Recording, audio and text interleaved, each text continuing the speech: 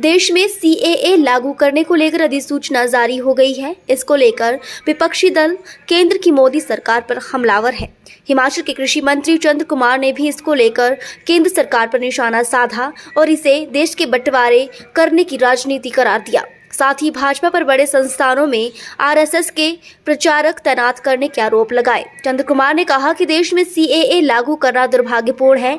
इस देश में सभी धर्म के लोग रहते हैं। जब इस कानून को संसद में पास किया गया तो अफगानिस्तान में गुरुद्वारे पर हमला हुआ था और भाजपा के राष्ट्रीय अध्यक्ष जेपी नड्डा वहां पहुंचे और 2 सरदारों को लेकर वापस लौटे और पवित्र ग्रंथ को जेपी नड्डा अपने सिर पर रखकर लेकर पहुंचे और 3 सरदारों को देश की नागरिकता लेनी थी। इसके लिए ही मुस्लिम देशों के गैर मुसलमानों को यहां पर नागरिकता देने का कानून बना दिया गया।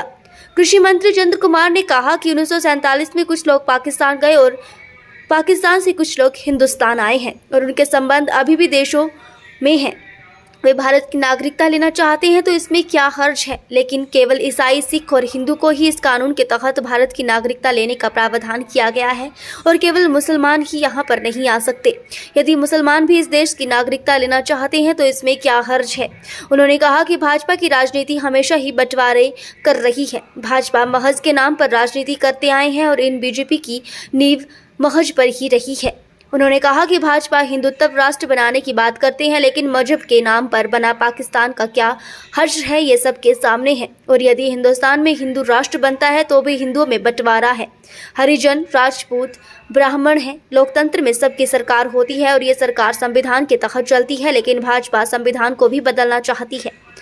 कृषि एवं पशुपालन मंत्री चंद्र कुमार ने बताया कि बागी विधायकों ने सुप्रीम कोर्ट में जो याचिका दायर की थी उसमें आज उनका वकील सुप्रीम कोर्ट में पेश नहीं हुआ और सुप्रीम कोर्ट ने उनसे पूछा कि वह हाई कोर्ट क्यों नहीं गए और स्पीकर ने आपको ईमेल की थी। अब ये केस 18 मार्च को लगेगा। उन्होंने कहा कि सरकार पूरी तरह से स्थिर है और मुख्यमंत्री प्रदेश में जगह जगह जाकर रैलियां और विकास के कार्य कर रहे हैं। लोकसभा चुनावों में कांग्रेस प्रदेश की सभी 4 सीटों को जीतेगी। हम लोग अपनी सभी चुनावी गारंटियों को चरणबद्ध तरीके से पूरा कर रहे हैं। प्रधानमंत्री मोदी देश की जनता को बताया कि उन्होंने अपनी कितनी चुनावी गारंटियों को पूरा किया है। देश की जनता इसका जवाब मांग रही है। वहाँ से वो लेके आए होंगे पवित्र ग्रंथ को, तो उनके साथ तो फिर काफ़ी लोग आने चाहिए थे बड़े पैमाने पे। उन्होंने नागरिकता लेनी थी तो बड़े पैमाने, तो 2 ही आदमी थे और एक नड्डा था। आप कहते हैं कि 1947 में पाकिस्तान से कुछ हिंदुस्तान के लोग पाकिस्तान में गए, कुछ हिंदू भी गए, कुछ मुसलमान भी गए, कोई बौद्ध भी गई, कोई जैन भी गई, क्रिश्चियंस गए। तो आप सिर्फ एक कास्ट को, वहाँ पर एक मज़हब को आप बैन कर रहे हैं कि आप नहीं आ सकते। मुसलमान, पारसी आ सकता है, सिख आ सकता है, ईसाई आ सकता है, बौद्ध आ सकता है, मुसलमान नहीं आ सकता। क्यों नहीं आ सकता? मुसलमानों के रिलेशन जो है वो हिंदुस्तान में भी है, पाकिस्तान में। वो पाकिस्तान में भी जाते हैं, हिंदुस्तान में वीज़ा लेके आते हैं, अपने रिश्तेदारों को मिल के आते हैं। अगर वो नागरिकता लेना चाहते हैं, उनको पसंद है हिंदुस्तान, तो क्या इसके ऊपर क्या हर्ज है भाई? इनकी राजनीति हमेशा बंटवारे की रही है, मज़हब की रही है। इनकी नींव ही मज़हब के ऊपर है। ये भी हिंदुस्तान में मज़हब की सरकार लाना चाहते हैं। हिंदुत्व क्या है? एक ही मज़हब के लोग हों, जो कभी हुआ? पाकिस्तान में एक ही मज़हब की सरकार बड़ी, थियोक्रेटिक स्टेट। क्या हालत है पाकिस्तान की? कीमतें कहाँ पर हैं? कोई स्टेबल गवर्नमेंट है? क्या ये स्टेबल गवर्नमेंट बना लेंगे हिंदुस्तान में? हिंदू स्टेट अगर बनाना चाहेंगे तो स्टेबल बन जाएगी। फिर उसके बाद कहेंगे कि हिंदू स्टेट तो बन गई, लेकिन हिंदू में भी बंटवारा है। हरिजनों को अलग कर लो, छूते सलाम बना दो, ब्राह्मण अलग हो जाओ, राजपूत अलग जाओ, मार्शल कौम में अलग कर दो। There is no end to it. Democracy का कोई जवाब नहीं। हर मज़हब, हर कौम, हर धर्म को मान अदब मिलता है डेमोक्रेसी को। अगर डेमोक्रेसी है, प्रजातंत्र है, जिन्होंने हिंदुस्तान का संविधान बनाया ये उस वक्त पैदा नहीं हुए थे। इन्होंने 55 साल उस संविधान का खाया है, उसी के ऊपर जो बन करके देश को जो है वो चला रहे हैं। संविधान तो वही है। अब इनकी कोशिश संविधान को भी बदलो, अपना संविधान बनाओ, सफरनाइजेशन करो। जो है वो बड़े बड़े इंस्टीट्यूशंस में जो है वो आरएसएस के प्रचारक होने चाहिए। वाइस चांसलर आरएसएस के लगाओ, जजेस आरएसएस के लगाओ, और बड़े बड़े जो इंस्टीट्यूशंस हैं, रिसर्चेस के इंस्टीट्यूशंस हैं, वहाँ पर आरएसएस की भर्ती करो। ये कोई प्रयोगशालाएँ जो हैं, ये किसी जो मज़हब, कौम परस्ती या किसी मज़हब या किसी संप्रदाय के अखाड़े नहीं है।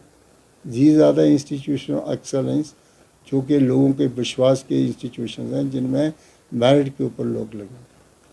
आज नज़र डालिए आपने कितने वाइस चांसलर हैं, कितने चांसलर हैं जो आरएसएस के बैकग्राउंड के हैं। अब एजुकेशन को सफरनाइजेशन करने जा रहे हो। एक ही धर्म के लोगों को आप कहते हैं कि आरएसएस का प्रचार का उसको लगा दो।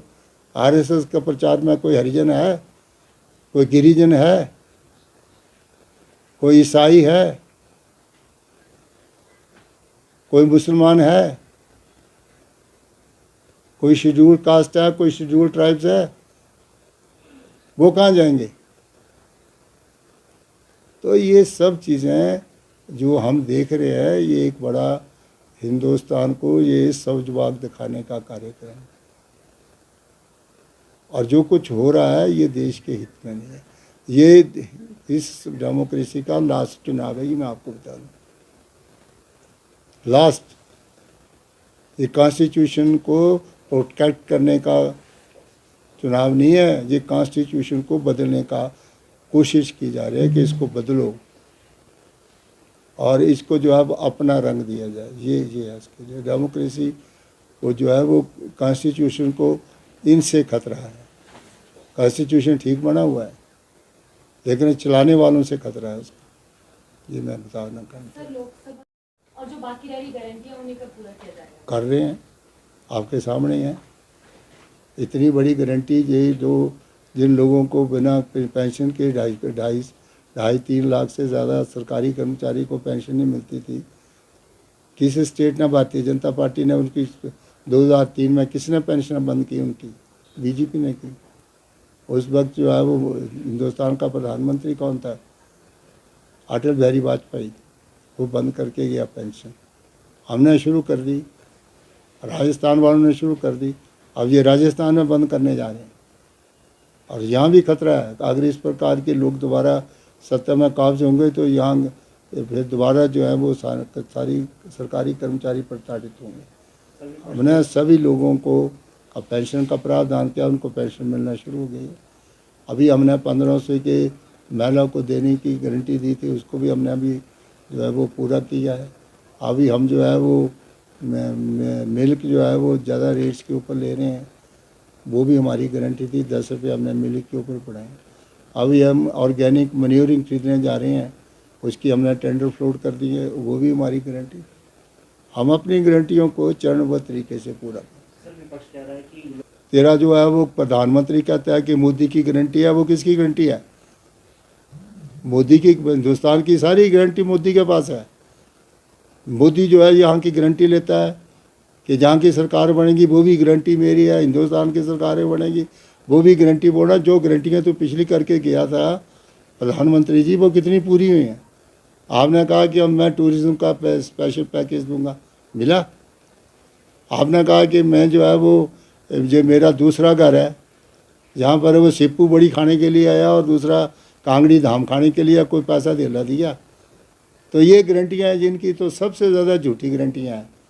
इन्होंने कहा था कि मैं काला धन लाऊंगा और हर एक के खाते में 15-15 लाख रुपए जमा कराऊंगा। बाद में कहते हैं कि ये तो एक जो है वो चुटकुला था, कि ये तो ऐसा थोड़ा होता है। तो इनकी गारंटियों के ऊपर कौन विश्वास करेगा?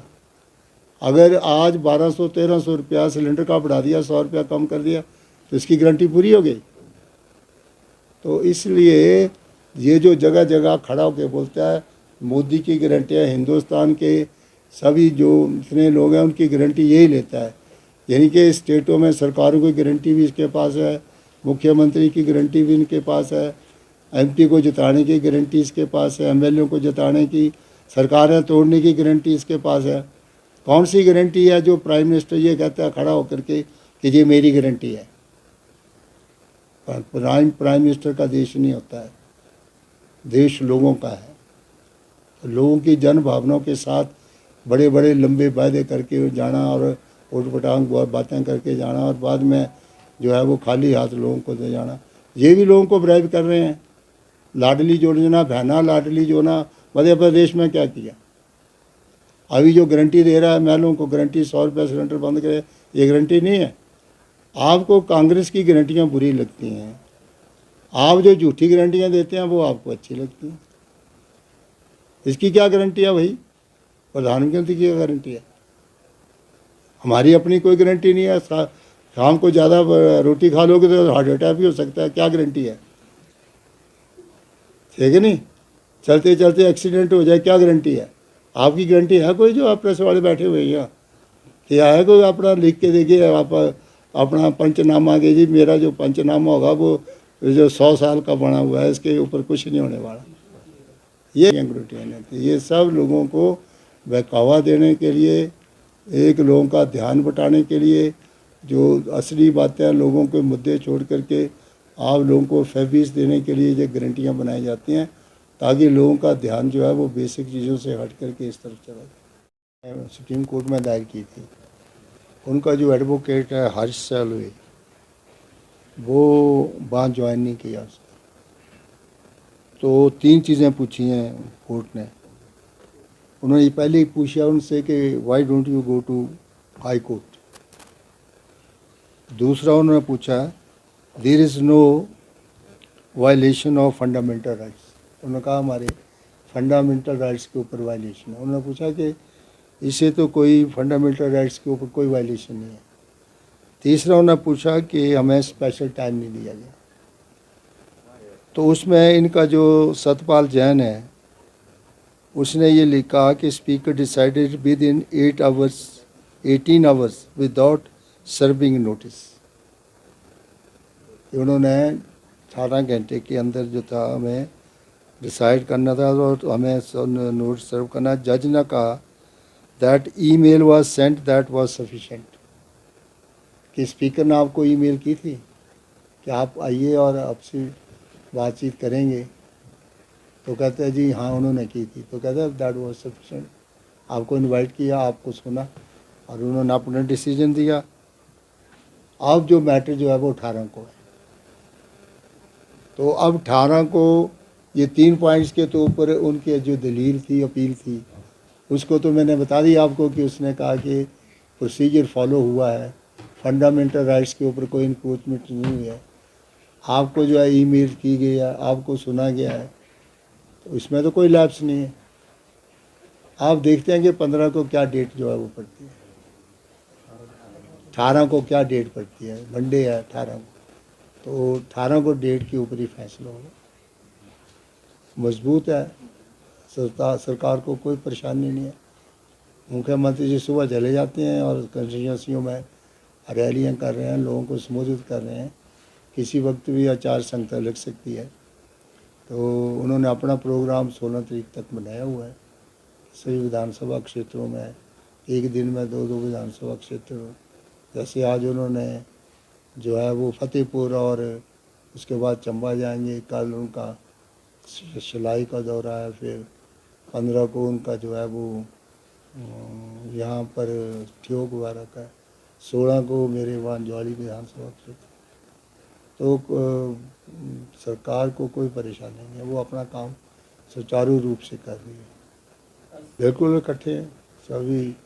कल हमारी जो थी वो कैंडल मार्च हुआ, उसमें लगभग सारे थे। कुछ विधानसभाओं में अपने अपने प्रोग्रामों में गए हुए हैं। हम तो इसीलिए आए थे कि आज कैबिनेट है और कैबिनेट 14 तारीख को कर दी। तो कैंडल मार्च में सब लोग आएंगे। कुछ अपने विधानसभा क्षेत्रों में उन्होंने अपने टूर प्रोग्राम में कुछ उद्घाटन वगैरह करने, तो हमने कई कैंसिल किए हैं, तब हम आए। किसी सभी के अपने अपने प्रोग्राम बने, कोई ऐसी परेशानी की बात